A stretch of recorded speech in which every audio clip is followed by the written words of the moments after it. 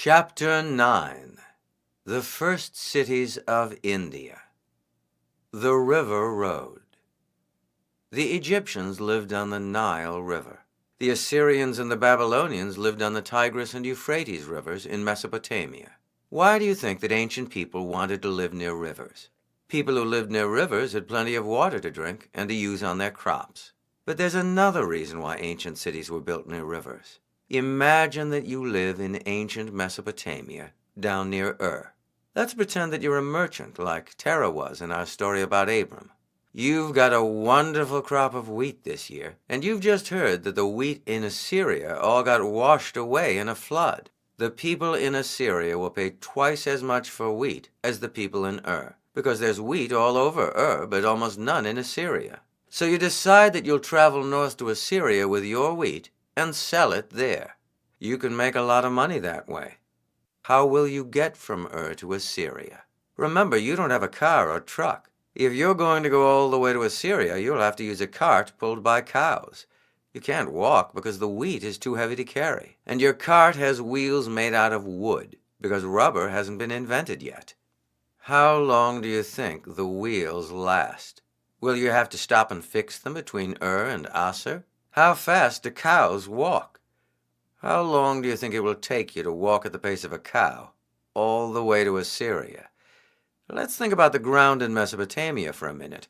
In this area, the ground is either sandy or rocky. Remember, there are no bulldozers and paving machines to make nice, smooth roads. So part of the way to Assyria, you'll have to walk on sand. What's difficult about walking on sand? Think about being at the beach. Do your feet sink into the sand? What if you were pulling a very heavy cart with wooden wheels? Would the wheels sink into the sand? Let's also think about rocky ground. How will your cart go on rocky ground? Going to Assur with carts and cows doesn't sound like a very easy trip. Can you think of another way to get from Ur to Assur? Think about this. You could put all your wheat on a boat. Then you could sail from Ur on the Euphrates River down to the Persian Gulf, and then you could sail back up the Tigris River. By sailing in your boat, you could get there in less time and with a lot less work. Cities grew up on rivers because it was easy to ship food, metals, wood, and other goods up and down the water. It was much easier to go by water than to drag heavy loads over land. The cities in Mesopotamia used the Tigris and the Euphrates rivers to trade with each other. But they didn't just trade with each other. They also traded with countries to the east, and one of the countries they traded with was India. The people of India also used a river as a road. Their river was called the Indus, and the land around the Indus River was called the Indus Valley. The people of India settled in this valley because they could drink the river's water, fish in it, and use it to water their fields. They also sailed up and down the Indus River, trading with each other. Eventually, the people of India sailed out into the Arabian Sea. The Arabian Sea was the largest body of water they had ever seen. They must have thought that they were in a sea that had no shores and would never end. But they were brave. They kept exploring. Soon they learned that they could sail up to the cities of Mesopotamia and trade with them. If the people of India had tried to go across the land to Mesopotamia, they would have had to cross a mountain range. But by boat, the trip wasn't difficult at all. So the people of India, like the Mesopotamians, built large cities near the Indus River and made money by trading with other cities. Today we call their civilization the Harappan civilization. It was strongest between 2000 and 1750 BCE. The Mystery of Mohenjo-Daro. The people who lived in the Indus Valley built cities just like the people in Mesopotamia, but there weren't any empires in the Indus Valley. No great warrior like Sargon or Hammurabi or Shamsi-Adad tried to unite all the Indus Valley cities, the Harappan cities, into one kingdom. The people of the Harappan cities stayed independent. A farmer living in the Indus Valley had a different life from a farmer in Egypt or in Mesopotamia. He grew grain, but he also grew fruit, like melons, and cotton, and he used water buffalo and elephants to work his fields. A farmer in Babylonia would have been amazed to see an Indus Valley farmer walking along beside his elephant as he harvested his cotton and melons. The cities in the Indus Valley were built around huge circular mounds called citadels. Each citadel had a stronghold on it, a place to go in case enemies attacked. All around the citadel, people built their houses out of mud bricks that had been baked hard in ovens. The houses were very comfortable. They had courtyards, wells, and even toilets and drains. People living in the houses could haul water up out of their wells rather than going all the way to the river for water. Large public baths, like big swimming pools, meant that everyone could stay clean and cool. And the drains took waste out of the houses down into deep gutters that ran along the streets. The citadel cities were some of the biggest in the world. Mohenjo-Daro had over 40,000 people living in it.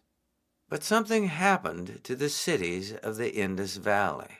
Around 1750 BCE, people began to leave their homes. Eventually, the cities were almost entirely deserted. The buildings, drains, wells, and citadels crumbled. Slowly, sand and dirt covered over the cities. For hundreds of years, no one knew that the citadel cities were even there. Finally, archaeologists started to dig in the ground around the Indus River. They found the remains of the great citadel cities. They found ruined walls and citadels, but they couldn't find any clues about why people stopped living there. They found some writing that the Indus Valley people left, but we can't read the writing, so we don't know what it says.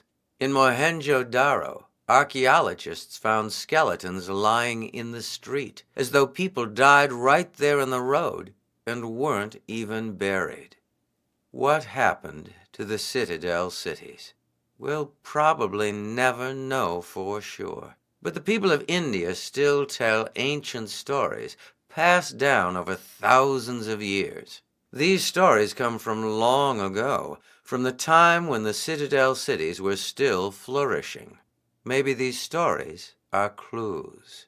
One is called The Hunter and the Quail. Once, a flock of quail lived on the banks of a river. They had plenty to eat and drink, but they were afraid of the hunter who came every evening to catch them. He would creep up to the edge of the flock with his net and then leap out of the bushes. When the quail scattered, he would catch the nearest bird in his net, carry it back to his house, and eat it for dinner. One day the oldest of the quail said, "It is easy for the hunter to catch just one of us. But what if he threw his net over all of us? We would be strong enough to escape." So the next evening, when the hunter leaped out of the bushes, the quail all stayed in one flock. The hunter flung his net over the quail, but they rose up from the ground together, pulled the net out of his hands, and flew away, still side by side. Altogether, the quail were too strong for the hunter. The quail were very pleased. Now they didn't have to be afraid. Night after night they stayed together, pulled the hunter's net out of his hands, and flew away. But soon the quail began to push and jostle at each other as they crowded together in their safe, strong group. "You're stepping on my claw," cried one. "You're rumpling my feathers," cried another. "You're squeezing me until I can't breathe," complained a third. Finally they scattered, and the hunter, who had been waiting in the bushes, leaped out and netted them one by one. As he headed back to his house, he said, "Together they are free, but apart they are supper."